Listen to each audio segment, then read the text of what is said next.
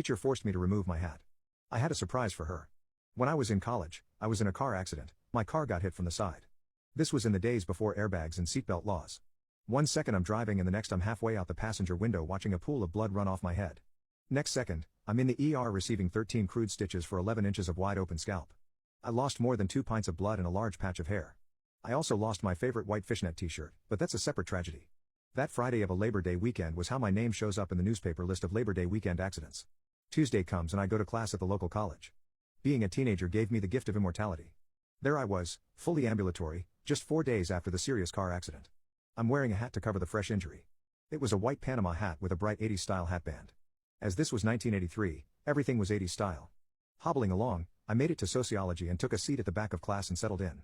Well, the teacher noticed me, and the conversation went something like this. Excuse me? Could you remove your hat, please?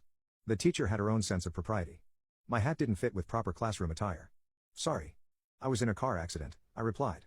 She probably took me as one of her rude students muttering another list of excuses. Take the hat off. You cannot wear that in my class. She was not happy with my hat. At all. Well, okay then, off comes my hat. Roughly a third of my hair had been shaved off. The wound was still pink and puckered. The seam had a line of dried blood in it. The wound began an inch beyond my missing hairline and continued back, branching into a Y shape. The surgeon's instructions were to keep the wound clean, dry, and unbandaged. Lucky for all in attendance, my mother had washed my scalp the previous day. She used the word gore at some point to describe what was washing off. Imagine you're one of my classmates. There were gasps, then a moment of silence, and the teacher goes, well, in that case you can put your hat back on. I won't before a little malicious compliance. But miss, I can't wear hats in class, I replied. I mean, I can do it, but I don't want to break any rules. Please put your hat back on. Okay. If you insist, and the hat went back on my head. My advice is not to engage in malicious compliance on the first day of class.